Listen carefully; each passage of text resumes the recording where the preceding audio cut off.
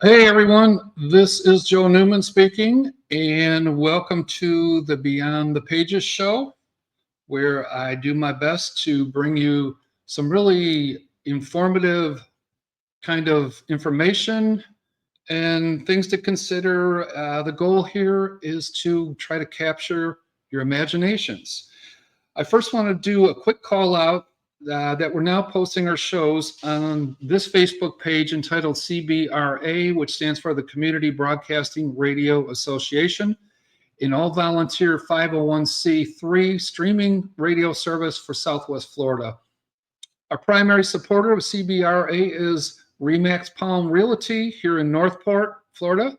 So if you're buying, selling a house or some commercial type of property or whatever, please give them a call at 941 716 6550 and ask for my good friend John Rollins. So onward with the show. I'm going to add my guests right now, and I've got three really good ones today. This is Don Muselli. This is Don McCauley, Casey Ruark, my three guests today. Hey, fellas. Hey, Joe. How you doing? Good. Glad you're here this evening. Let me start out by just a little intro here. And sounds like it's definitely something that I'm just reading from, but I did work on this intro, so I hope you enjoy it. So here goes. At a breathtaking pace, artificial intelligence is getting better and faster at making complex decisions. AI can now accurately identify malignant tumors in CT scans, give legal advice, outbluff the best poker players in the world, and with ever increasing skill, drive our cars and trucks without us. We want to discuss today the explosion of AI, the capabilities, and what these AI capabilities mean for us in the tomorrow world too, which we'll save for the end. My three guests all have a wealth of experience in certain aspects of this technical revolution that's going on right now all around us. And today's subject was what I'm going to call for this interview is the fears and promises in the age of thinking machines, and also who's afraid of AI. So today I'm going to ask each of my guests to discuss their unique hands-on knowledge within their field of work on how machine learning is changing their products, our services. And later, I want to find out what they think of the tremendous development we're seeing with AI and how it's going to change our lives. I want to know their opinions on what is going right with machine learning and maybe what they think we should be aware of or maybe fear something that could go wrong or things that could go wrong or something alarming that we may need to really understand. To me, all the research I've been doing, it appears right now that we're growing machine learning and AI, whatever you want to call it, much faster than we can control it, which I think is a concern we have to talk about. So I'm going to introduce my panel here. Don Muselli on the right top part of my screen. Don's a provider and instructor of 3D printing systems and services. He's much more. His career, it consisted of owning co-owner of 3D Build Systems, where he and I first met regarding the benefits of building 3D houses. He started the Inglewood Incubator Center to market and teach 3D printing in schools to kids ages 8 to 18. And beside that, I got to throw this in, Don, is that you're the founder of the Inglewood Farmers Market. So, or I don't know if it's true now, but you were executive director of the Inglewood Chamber of Commerce, and I don't know if that's current or not, but it's a heck of a resume. I'm glad you're on board here. I appreciate you jumping in tonight. No problem. And then next, lower bottom right there is my friend Don McCauley. He's the owner of Synthetic Ghost Industries. Gosh, how do I describe Don? 3D artist, prop designer, multimedia artist with lifelong career in the arts, a focus on design and fabrication of physical and digital assets. He's a creative problem solver in a wide variety of design environments. Welcome, Big Don. Thank you for having me. Good to see you. And then, without further ado, my kind of recent buddy here is Casey Ruark. He's the director of IT of Traka Systems.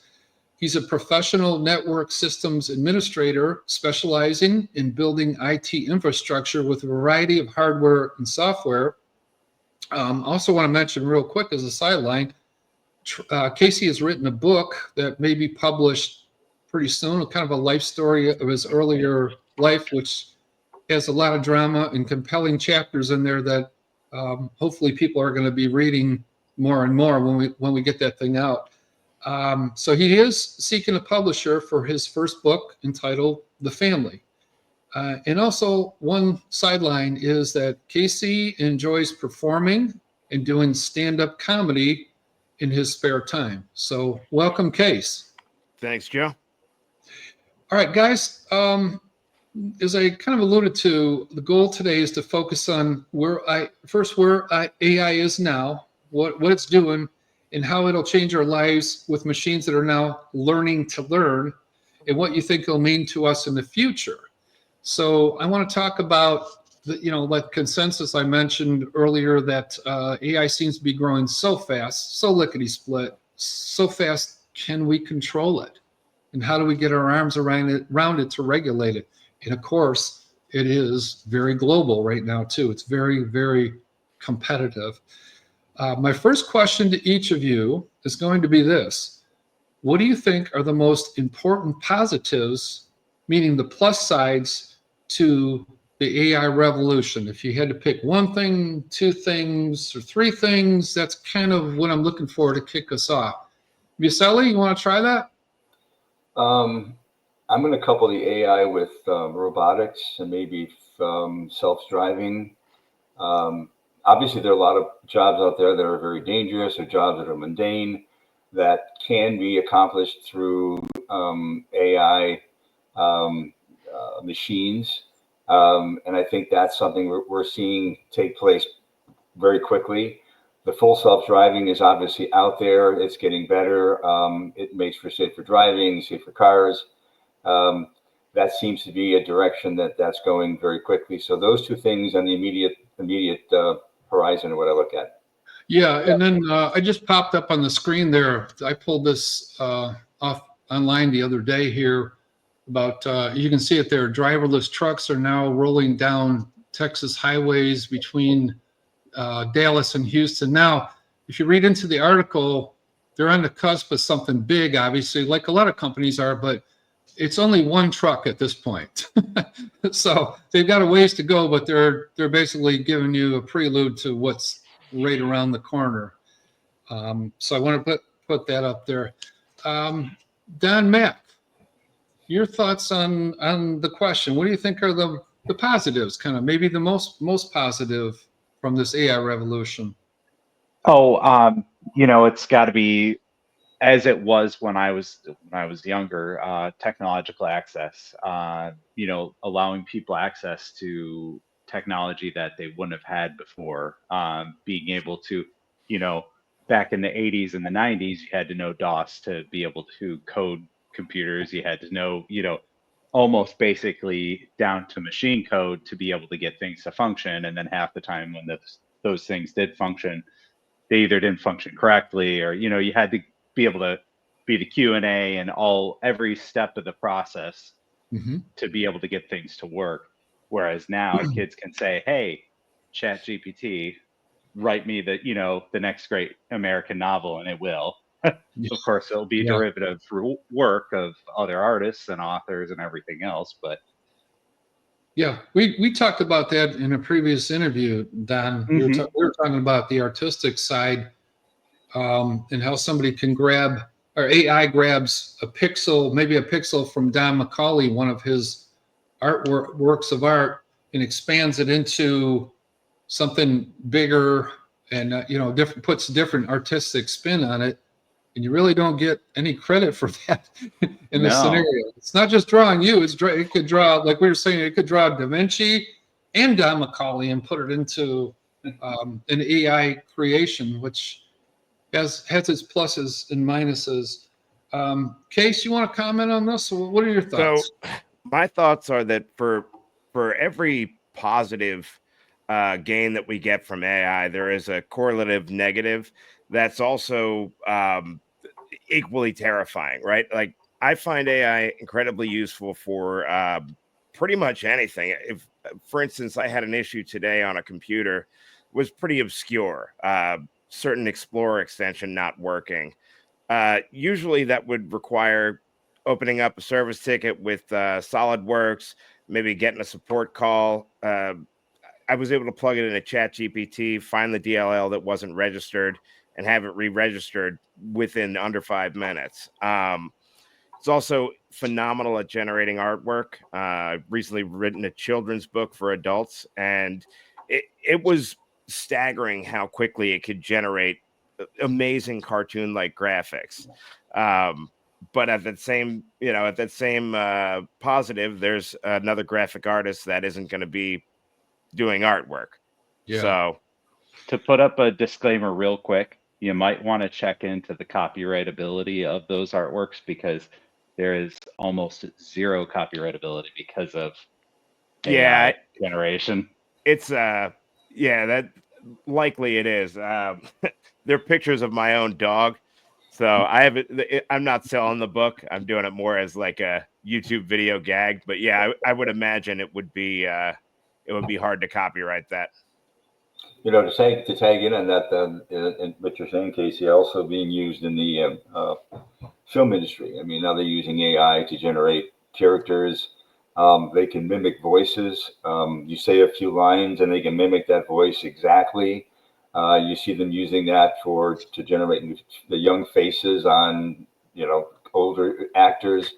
So those are some immediate things that are happening, and it can make older people look better. But it's a tool. It allows people to do things in a very small space with very few people. That's very, very unique. And I think to a certain extent that opens the door for people that don't have that opportunity, that don't have that influence, don't have that capability to do that, where they can use a computer and a couple of good cameras and create their own Production. video. Yeah. So those are some positive things of that. It's really kind of just like any other tool, though. You've got any, I can use a drill to, drill into a piece of wood to make something beautiful, or, it can be used for destruction, just like anything else. So it's not only the tool itself that has to have the kind of guidelines, but also the user too. You have to have the good intent of the user for the tool to get the good things. Yeah. Well, let me make a comment here too. I was before we started the interview here, as I was going through the questions for this show, I didn't answer the question from my own mind, like what is the most important plus that I see with AI? And actually, the first thing that jumped at me was medical breakthroughs. It's tremendous to me when I get Mayo Clinic updates, and they talk a lot about technology, talk about AI, they talk about the operations that are being performed, medical operations on people, where they're less invasive and they're getting better and better. And hopefully we're going to have, I heard the other day, what's the, I never say it right, they did the vaccine. AstraZeneca. AstraZeneca is on the cusp right now of a cure for breast cancer. It's very close. So my mind shifted to medical breakthroughs and things like that. The other thing that struck me when I was thinking of positives is that, God, you guys know that right now it's a full court press across the world for rare minerals and things like that. And those minerals are needed for what? To build data centers to accommodate all the AI that's around the corner. Hundreds of data centers are going to be built in this country, have already been built around the world. it's going to be expanded. And the first thing I think of, being a Midwest guy, is that that's going to create jobs. You're still going to need to, the skilled trade people and things like that. I've been in data centers because I was in IT for years. And Casey, you probably know this too. Maybe you guys do too. But if you're ever going to a big data center, like when I was with HP, went into their data centers. This was Auburn Hills, Michigan, and I'm going back a ways. Those raised floors, those those environmental rooms that they have. God, there was back then, there was waterfalls in certain areas to cool down storage systems and things like that. And I went down, beneath, and I saw it was like spaghetti down there everywhere, wires and stuff. And I saw a lot of hands-on work being done by skilled trades people. So my hope is, and I don't know, but my hope is that, for the job losses that we're definitely going to incur, that we're still going to be able to build things, manufacture, and have trades type of jobs available for men and women both. So those were my two things that struck me as positives. Anything else on that? Because I'm going to shift questions here in a little bit. One quick comment. I have a friend of mine that works for a company based out of Pennsylvania. They do a lot of work with additive manufacturing in the biomedical field.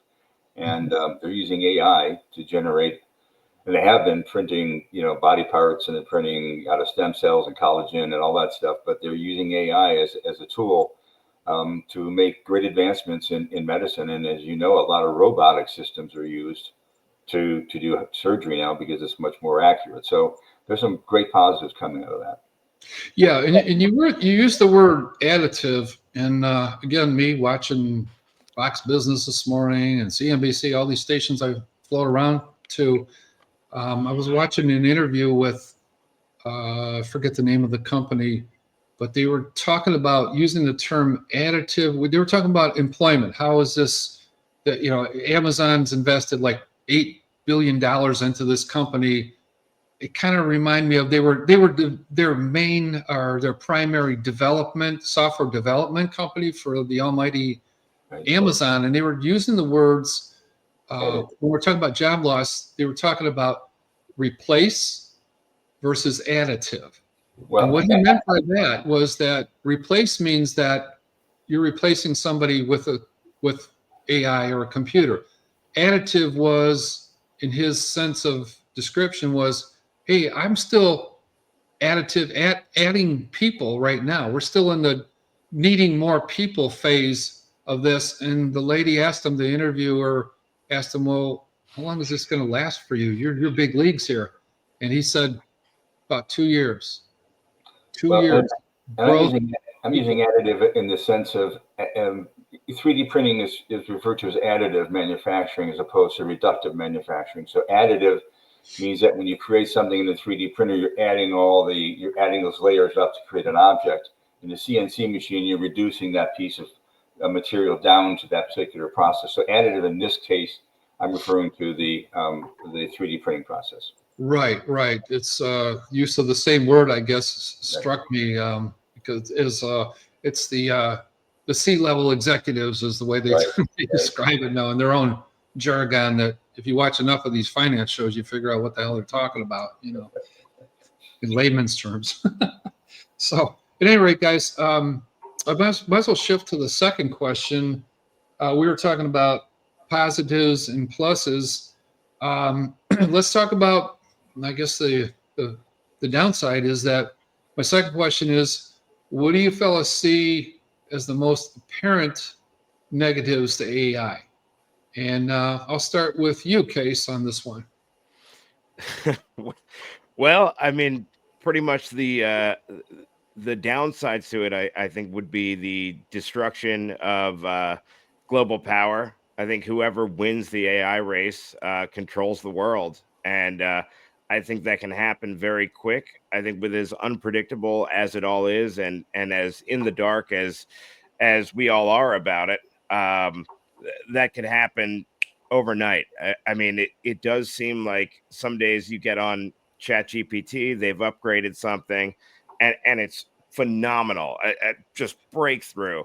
and you go, okay, this is the stuff that's available to the public. What do they have in private? You know, what are the people behind the curtain doing with it? So that's what scares me. Yeah. And plus all the hacking that's going on. And it's going to be People that- capable, and I'm sure already is, launching its own attacks. Yeah, you know, it's. I was watching a show. Again, here I go. It was CNBC in the morning. They were talking about hacking, military hacking that goes on, and it was just a foregone conclusion. I think there were the generals on there, and there was media people and stuff. And one guy says it's a known fact that China hacks our military every day, and we hack theirs. Right. I went like, oh, maybe I'm being naive, but it was just in passing practically. And they all went, yeah, they nodded their heads. One was a military or ex-general or something like that. I'm going like, holy cow, I didn't even think about that. But the fear for me is all the, the things that are going on where people are replicating people's voices and phishing and scamming them on phone calls. I actually, my mother's getting up there in years, and she could be vulnerable to somebody calling and getting into her damn bank account. She's just a very sweet, nice person in that regard. So again, Joe watching TV picked up a tip where we have a code within our family. I said, Mom, if somebody's leading you down the line, maybe using my voice or something like that, asking you for this or that, just ask them what our family password is. And my sister has it. We've all verbalized it. We've never put it in writing. So maybe there's a tip for you guys out there with a mother who's 87 years old and, not quite as sharp as she once was, but she can remember that password and use that. And my sister has it, and brother-in-law and such, and wife. So something to think about, but it kicks back to, Big Brother watching us. I don't think I have a friend, a cousin, and he keeps telling me he's off the grid. Guys, I don't think anybody's off the grid anymore. No. Honestly, because he doesn't use email and he doesn't text to people. Does he pay taxes? Does he have electricity? Right. Yeah. Unless he's living in the woods and way out in the woods by a river and generating his own. Yeah, probably on the grid. They know. Cameras getting him. Yeah, he'll probably kill me if he watches this show. Well, he's off the grid. He won't see it. Right. Yeah. It won't matter. Yeah, just the illicit things that are going on. We had people when I worked, this is kind of ugly, but we had people who were thrown out for, in the earlier days, they were watching porn on company time, and they got thrown out. Some had quite a few years. It was like, wow, what happened there? We weren't supposed to be told, but the word gets around real fast. And I'm thinking to myself, you could frame somebody like that with something like that. All it would take is a person in the back office to set up, set up the scripts you've been in, or the sites that you've been in, I should say, and say, hey, he was on so-and-so.com there. That's the kind of thing. There's always a way to rig the system. And it's about privacy. Yeah. If you're a person on the internet, you basically have full access to that person. From anything that goes on the internet that's related to their name, whether that be medical records, any kind of, tax, anything, anybody can get into anything if with enough willpower. Yeah. Where there's a will, there's a way, kind of. Yeah. One of the things you mentioned about the negative part. I'm going to go back to the international side. So you have a country like North Korea that, doesn't have all the military technology, or didn't have all the military technology, but with additive manufacturing or the additive with AI, they can do that very quickly. They can develop a new weapon, they can develop a new rocket, they can do all of those things. So to your point, Casey, there are a lot of people are vying for that position of being the big boy on the block. I don't know how you're going to regulate that. Certainly the countries can't seem to get together about anything, but that's one of my concerns, is that you have all these foreign countries that are they used to be very backward, that are not backward anymore. and they're using the same technology to make the advancement. So those are some negatives if you want to look at it from that point of view. Yeah, and then I read the other day, Don, that all countries, North Korea's got just a really whiz-bang, state-of-the-art underwater nuclear drone, unmanned nuclear drone that the U.S. is trying to catch up with. Apparently, our subs and unmanned submarines or whatever are very, very versatile from what I read. They can do 16 different things that North Korean sub can't do. But we apparently, according to this article, are behind in that technology. We're talking about nuclear subs. Those damn things could come up 10 miles from Florida here and lob one up, and the rest would be a lot of problems. They go like 60 miles an hour under the water. The drones are probably going faster, but I'm kind of like segueing into drones right now, and I think Obama, what I've read, he used drones like practically from his desk to blast out different adversaries in the United States. That comes up a lot. Yeah, the Reapers and the Predators. Yeah, yeah. The drone technology is awesome to begin with, and I like some of the things I see with drones and how awesome they are, but then it's like anything else. We turn things into weapons. And let me give you an example. I remember this back in school. In 1903, the Wright brothers made that first flight in the Outer Banks there of North Carolina, Kitty Hawk, North Carolina. I think in 1912, 1913, 14, up to 1917, by the Industrial Revolution, Pratt and Whitney was strapping on engines to fighter planes. The infamous Red Baron of Germany was fighting eventually the European and American fighter pilots. And we're talking about 1903 to 1912, 14, 15. That's less than 20 years. The weaponry that was being used in the aircraft, how they were already advancing fighter planes, basically. It doesn't faze me that AI would move so fast when I think back to that we've seen the videos, all of us, when they're about 5 feet off the ground there and falling apart as the first flights, and all of a sudden you've got people fighting aerial wars in World War I and such, and the Industrial Revolution was right alongside of that. But the advancements are I'd say, Don, in listening to Sam Altman talk, Chat GPT advanced a lot quicker and faster than even he envisioned. He never thought 2009 or so when they started playing around with that thing.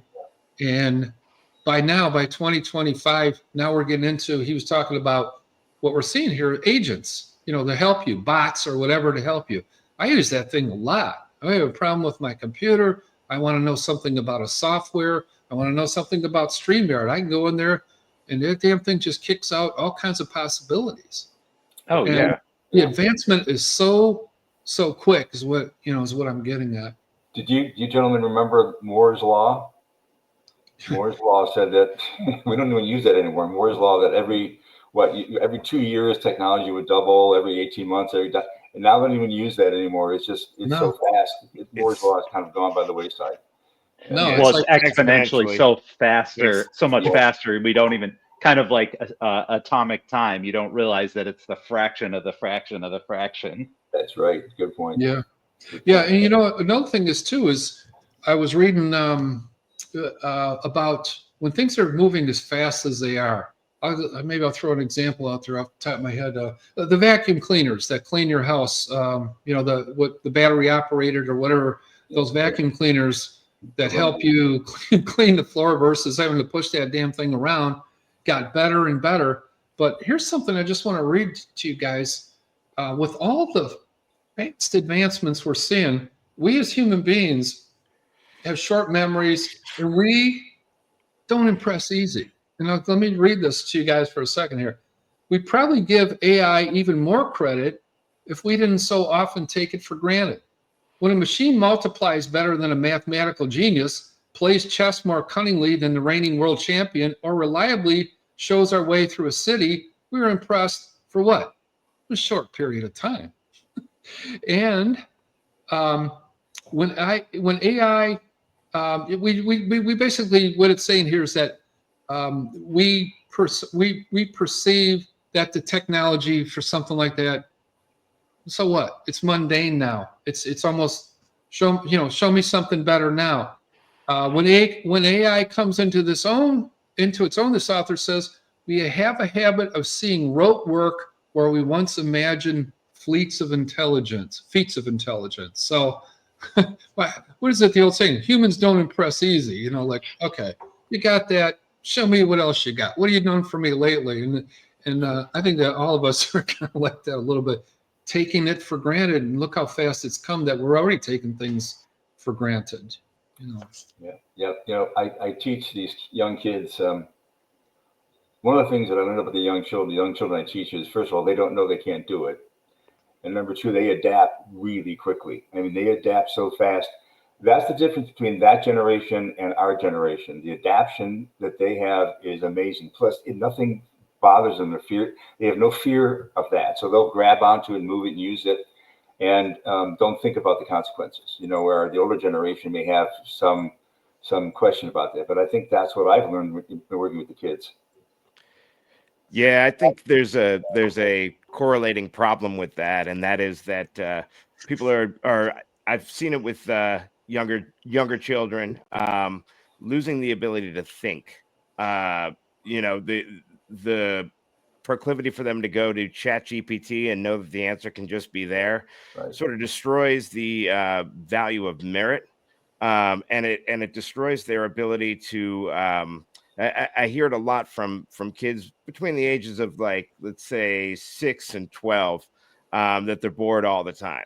right. So I think all the technology, because it's become so mundane, has really sapped. It's exciting if you're into technology, but if you're a child, it's sort of I think it's destroying a lot of their lives, to be honest with you.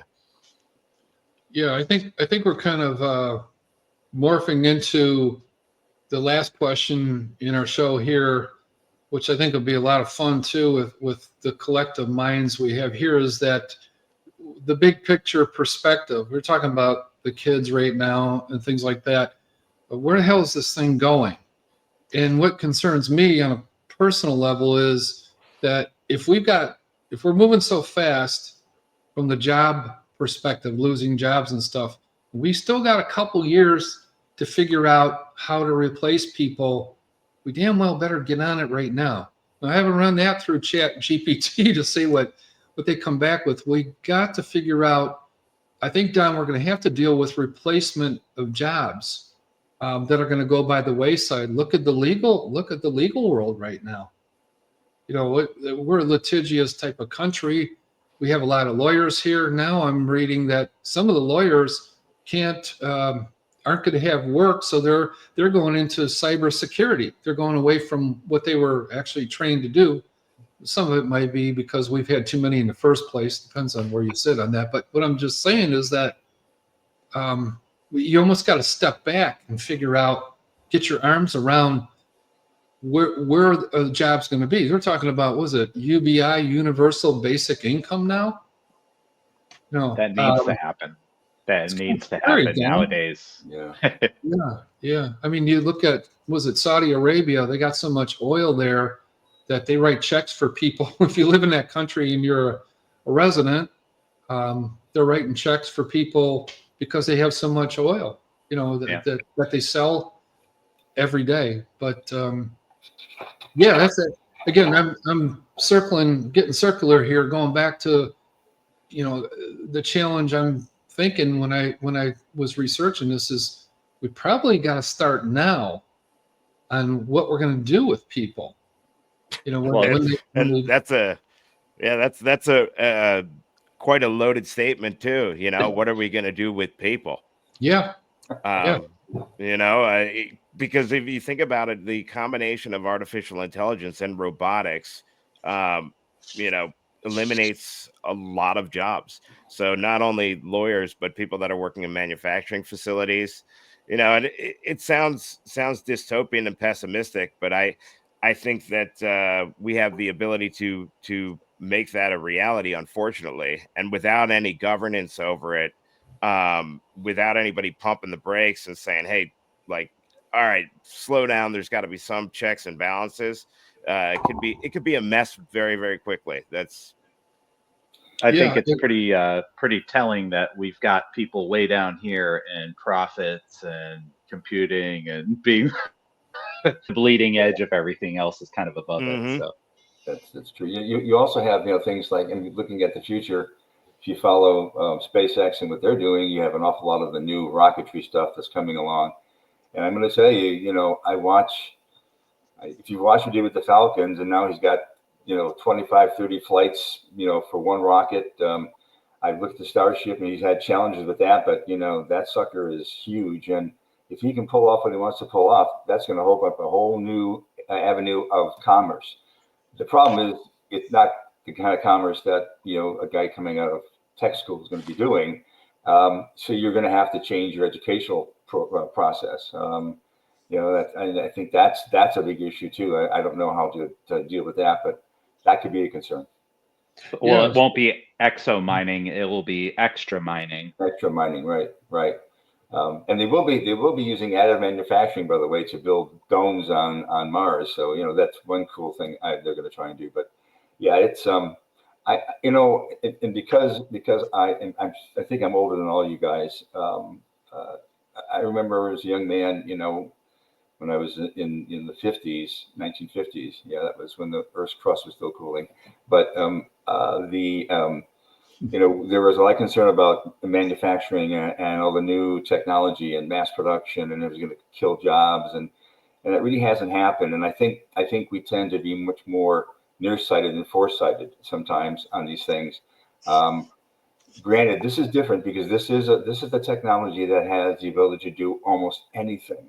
And so, how it's controlled, who controls it, and to your point, Casey, I don't know. I mean, the U.S. is trying really hard to be that area, but another country that's really big is India. India's got a lot of technology and a lot of technicians, and I mean, I hate to say this, but if you look at the educational structure across the world, the U.S. is like 40th out of 40. Oh, And, yeah, we're terrible.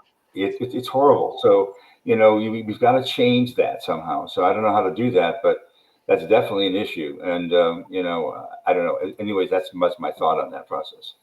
I think we should be pushing for the best educated people, the best education system, and everything else, so that we can prepare our children and their children's children and so on for those future jobs. Versus going and dismantling everything and saying, hey, this is not what we want, but building on those things that we know. That's right. Good point. Yeah, in education, we're touching on that, which is interesting too. It's like our colleges, our think tanks. I'm not all that impressed right now, for sure. But I do remember this. I was taking a pre-calc class back after work when I was trying to finish up my degree years ago, and I remember, and I'm going back quite a few years now when I was doing this. I remember the math teacher telling the class, before class, he was talking about, he was on a board to try to figure out, well, what kind of math do we want to start teaching kids, going forward? And he was saying, he goes, we're having big discussions right now, Joe. And we're talking about calculators. And I said, okay, I'm sitting there with my functional calculator trying to figure out these slopes and shit. And he's sitting there and I go, what about them? He says, well, we've kind of reached the point where there's a big debate going on right now as to whether we even teach the basic math, adding, subtracting, the plus signs and equals, blah, blah, blah. The calculator already does it, Joe. We want to skip that with the kids and move to the next generation of math, the next landscape of whatever math is going to be. And I stopped and I thought about that, and I said, well, I was a different age at that, but I still kind of think the same thing. It starts with the basics, with the plus and the minus sign, the division sign and all that. Do you just throw that out the window because the calculator can do it now? Maybe I need to rethink that a little bit. But back to education, I mean, we're struggling with this country. I think in this country, I think a lot of countries are struggling with the same thing. The teaching core we have right now, are they up to what the businesses of today and tomorrow are going to need? I always thought, fellas, that the businesses should get way more involved with the colleges rather than an ivory tower professor with tenure. And I'm exaggerating, but you know what I mean? To get on the ground floor, Don, you do it. I've watched you do it. You get in, but back to my concern, another concern is that how do we do it? I think there's 4 pretty smart people on this interview right now, and all of us are a little bit perplexed. Where do we grab this thing right now in the year 2025 and shake it and make it applicable to 2026 and what these young people need? And then you guys know as well as I do, it's very competitive out there. You know, say what you will about the commies over in the CCP. They teach. They have pretty good damn schools. And that's another thing that I'm concerned about. I'm not so sure where we rank anymore. Or are people just, you know, being fuddy-duddies and trashing us because, you know, damn well we got some damn good smart teachers out there too. We can't just overlook that. There's some really tremendous teachers out there. But is it enough? You know, you mentioned the cultural thing. My my significant other's son is in the Navy. He's stationed in Japan, and her granddaughter's going to school with those kids, and it's very different. The kids come in, they sit down, they listen to the teacher, they do all the things they're supposed to do. They're very advanced in what they do. They have a culture there that says you should honor and respect these people. And some of that, I think, has been lost here. I know that I work with a lot of STEM teachers in the high schools, and a lot of those people left school and went to work for somebody else to make more money. And they brought in a STEM teacher that wasn't even a STEM teacher to fill the spot, and they had no idea what they were doing. And so it's, you know, and becoming a teacher has not been an easy thing. And a lot of people that used to go into teaching are not. And so we used to have guys that would retire and then go into teaching, and they would take all their experience and they would give it to the kids, and that's not happening anymore. So I don't know what the answer is. I really don't. Maybe that's for another show where we can brainstorm. We're fairly smart individuals here. with schools, it is tough. And if you look at not just going through primary schools, but when somebody gets out of school, what are we leaving them with? You know, and from where I sit today, we're leaving them with a hell of a lot of college debt. Tuition is just insane. We're not leaving them very well educated about history whatsoever. The cultural thing, we have just an excess of chaos, disrespect, and really no. They've uprooted every social norm that they possibly can through the top universities, and unfortunately, that's bled out to pretty much everywhere in the country. You know, it's one of those problems that I don't think it matters what state you go to or where you go to, you see it, because the internet has given us the ability to spread all of our bad ideas, and the United States seems hell-bent on spreading those, whereas China, with that, I mean, I'm not arguing for authoritarianism, but what they feed their kids on TikTok is very different than what the algorithm feeds kids in the United States. And that is definitely having a real world effect. I used to joke I think it was like 2007. I said, can you imagine if the arguments on Twitter ended up taking place in real life? Well, we're there because people have ended up growing up with that, and I think everything is out of whack. So it's the norm now. Yep. That coupled with AI, you know, you're going to have a bunch of disaffected youth, and rightfully so. It really, I think some brakes need to be pumped at some point, because we can guarantee that they're going to be left with a almost unsolvable problem that is being created right now. And then you know, I was talking to somebody the other day about public schools, private schools, you got everything in between. But a big thing now is self-teaching your kids. Kids that are self-taught by their parents or whatever. And I really wrestle with that because part of the experience growing up and such is not to live within the four walls of your house and have your mom or dad. They might be brilliant, maybe they're not. Maybe they're following a curriculum, but I'm not saying you can do what you want with your children, but I don't think it's a great idea. I think you have to be out there interfacing with people and growing up with people and learning the good and bad about people, and hopefully you turn out good versus staying in four walls within your house and having one of your parents teach you. Any thoughts on that, guys? Isolation's never good. You see it anywhere. You isolate the person, and slowly all their systems start to shut down. And that's just on a biological level, but no, on a sociological level, there's no, if you're not interacting with other people, you don't, you can even if you do it through a digital interface, it's still not, you're not getting the small nuances of seeing that person, body language, other things, naturally occurring things that people just respond to anyways. Yeah. And aren't happening. Exactly. And I think we're seeing right now there's a big, in the federal government, people were not coming into work. Not only the federal government in Silicon Valley did a lot of remote work. They're pulling people back into offices now. I happen to know this because I keep in touch with Silicon Valley people that I worked with. This isn't like it happened yesterday. I've been out of pocket for a couple of years now in my IT company, but getting back into the office, these government buildings that they were showing us on TV that were basically empty offices that you and I, taxpayer, were paying rent on. But I think, I don't think you need to be in the office every day. I didn't as my job, realistically. But I think you need to be in the office too. When I went to full-time remote, God, I struggled with it from the beginning. It was nice not to have to, go to the cleaners every Friday and get my clothes cleaned, wear and tear on your car, stuck in traffic jams, stuck in weather storms, all that kind of crap.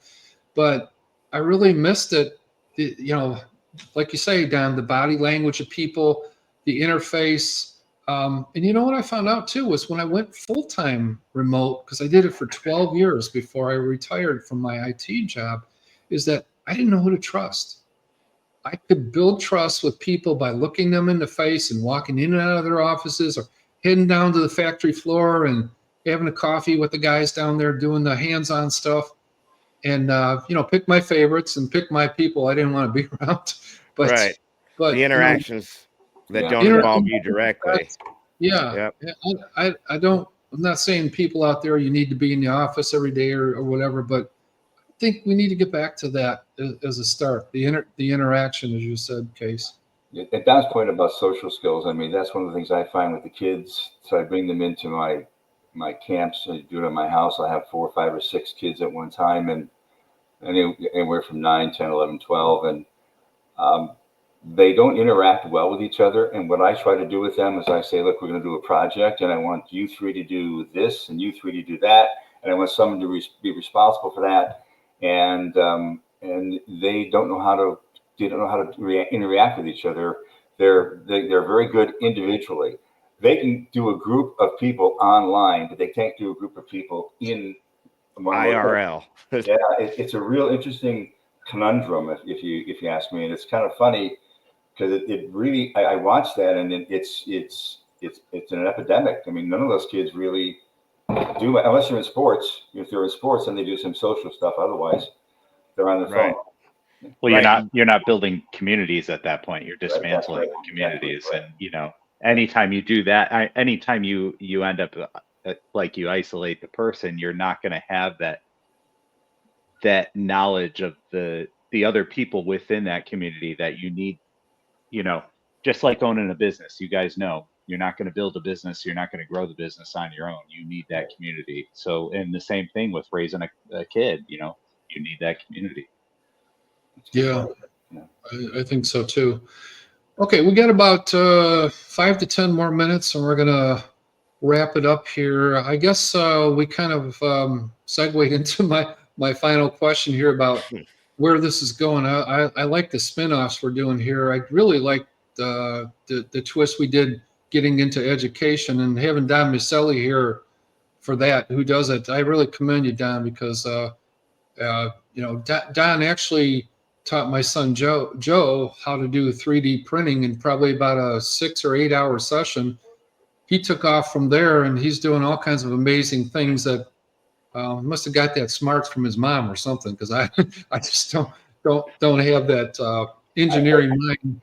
I will, it's let me add on something to that. It's really Yeah. is that because one of the things that I had a company that we manufactured a product. I started in '85, sold in 2006. It's still operational today. I was just back in Indiana to talk to the guy that purchased it. And so I like making things. And what additive manufacturing, and Don can attest to this, what it gave me is the skill sets he's getting out on the digital side to convert that to a tangible item and to actually say, hey, you know what? You can actually make money by making something. Now, everything isn't made by Amazon, and no, you can't make a lot of money being a YouTuber. So in the last couple of years, we've seen more of my kids buy printers and starting to make some money. And so it's interesting to see that happen. It took a long time to get to that point, but that was one of my goals. And so at least if I can take that skill set and then put it into something that's tangible, that makes some sense. Yeah, and Don, I know firsthand that Don Miceli is very amenable to wanting to not only teach it, but teach you how to make money with it too. He's got a lot of ideas, and it is helpful to people that want to go down that path too, like my son Joe. I want to put this up here because I want to expand on it a little bit. We talked about it a little bit earlier, and this is a creation by Don McCauley here. The name of my file is Don's Water Project. Don, tell us about this. And I got one quick question before you launch into that, is that this to me reeks of other cities beside Northport wanting to get something like this for them.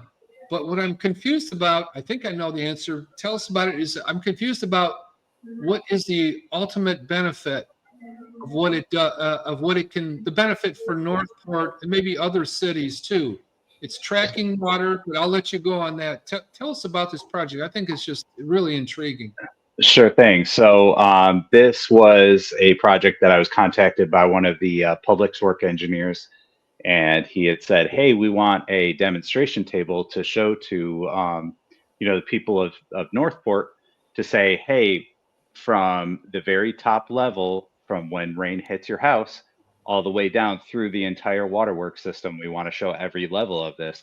And they said, we have a pretty good idea of how we want it to look, but we approached several institutions and everybody else in Northport and creative businesses, and they said, hey, we can't do it. And I said, let me do it. So at that point, basically what I did was I had taken some of the software that I had learned and had at my disposal in creating digital assets and just printed them all out. So I ended up tuning each one of the assets to kind of represent each part of that water system, and it actually does function. So each of the white pods at the top has water in it that drops down like a rain cloud onto these houses here, which are underneath the pods, and that's actually set up like a regular street in Northport. And the drainage ditches and swales all connect to piping within underneath, and each one of the pipes come out onto each one of these sections on the lower portion there, and it feeds back into the lowest portion, which is the Myakkahatchee, which feeds back into the entire system and starts the entire process over. Very nice. And the purpose, the overall purpose of this is we're tracking what it's, to me, Education. it's environmental. Right. Right. So they were environmentally? saying what basically what the engineer wanted to show was is hey, if you put fertilizer in your water system, it Mhm. ends up going all the way back through, and you end up consuming that fertilizer because of how the water system works. Or hey, if you block up your drainage swale here, it's going to affect your neighbor down the road, which ends up flooding on the map. So he could put a little piece of clay in there, the map floods and says, hey, this is what your neighbor's going through because you don't want to take care of your maintenance in your drainage swale. Okay, so educational type of apparatus, right? Yep, correct. That's freaking awesome, Don. Really. Thank you. I understand you got some other mad scientist creation going too. You kind of alluded to there's something else coming around the corner, or you're working on right now. So I had at the same time I was using a new piece of software that I could generate vegetation forms with, and I was contacted by Suncoast Humane Society, Christine Varco over there, and they said, "Hey, we want to make a donor tree." They said, "But we want to make it unique." And I said, "Well, okay, let me see if I can do that for you." And one of the things that they had said was they wanted to be able to look like a mesquite tree. So I had wrote the code and basically built out a 32-foot scale mesquite tree and used materials from a manufacturer in Orlando and produced parts of this 32 scale foot mesquite tree. All right. Interesting. How's that, Don Muselli? What a guy. That's very good. Very good. I like that. That's very good. It is. I know. I've been in what I call his laboratory before, and it's amazing in this room that's not all that big. All these things that come out of it are just unbelievable. So one of the best of the best in Northport. And how's business down with Synthetic Ghost, or is it booming so or No, we're chugging right along. I every once in a while I'll get a request and I'm like, listen, I can do it, but it's going to end up being like July, August right now at this point. I've got another project that I'm working on for the city. Can't say yet what it is. Okay. Yeah. Well, we'll stand by whenever you're ready to bring it out. We got about 3 minutes here, and to close this thing out, guys, I just want to give each of you a minute or so, if that's okay. And I just want to throw something out here. Here we go into Nick Bostock and all these futurists and stuff like that. Will the eventual creation of the supercomputer be the last invention of humankind? I'm going to let Don Muselli lead off on that. You got 1 minute, D. Go ahead. Well, I'm a big science fiction guy. I've read all the science fiction novels. I watch all the science fiction movies. There's a bunch of them about exactly that. At some point in time, it's possible that technology could supplant the human consciousness. I mean, that's very possible. When that happens, I don't know, but that's certainly a possibility. Yeah. You can talk about that all day, but yeah, it's very possible. Yeah, my thought on that is this is an original thought, but I'll quickly comment that if we end up being like squirrels in the forest and we really don't have a lot to do, somehow up in our collective brains, I can't believe for the world of me, I'll never believe that people will stop thinking. If you put somebody somewhere, a human being like all of us and all the different types of human beings out there, and they got nothing to do, I believe they're going to do something. I really do. Unless Skynet wipes us out or something, Casey, you got a minute there. Just some closing thoughts on. Let's see. Would that be the last invention? No, I don't think so. I think that the human spirit is much better than technology at the end of the day, and I think that things that we haven't even thought possible will be created by the human mind. I don't believe machines. I think machines can displace a lot of us for a very long time, but I don't think it can be the end of us. As long as there's somebody that's got a will strong enough and a good brain. Yeah, hopefully not too evil either. Yeah. Mr. McCauley, I'll let you close on the. Here's your 1 minute. Sure. Any shot Haven't here? we? Yeah. So haven't we kind of been doing that from the start? Is building the last thing that we should ever build from the beginning as a collective species? Since we came out from the caves, so way back when, to group together to form a society, then to build that computer, to build that end of us. That's kind of what we were built for. Seems like we are built for one step and part of the next several steps. Yeah, absolutely. My hope, if you shake it all out, is like, for God's sake, I hope that cancer gets cured, from all, as I get older, and I see what that does to people, not only cancer, Oh, but, strokes, all this kind of stuff. We can't live forever. I don't believe that for a minute, but we can live comfortable. We can contribute more, because I think probably 90% of the people out there have good intentions. And that's kind of optimistic from all three of you there. And I love Star Trek still, Don Muselli. Strange New Worlds. I've been watching that one. I'm going to catch up with that's those very good. Yes. Hey guys, this is about it. Man, I really appreciate it. I had a great time with you fellas, and maybe we can do this again occasionally if you want to. Sure. Anytime. Yeah, we can if we could. I know you guys, especially. My schedule's not as tight as it used to be when I was working 14 hours a day and all that crap.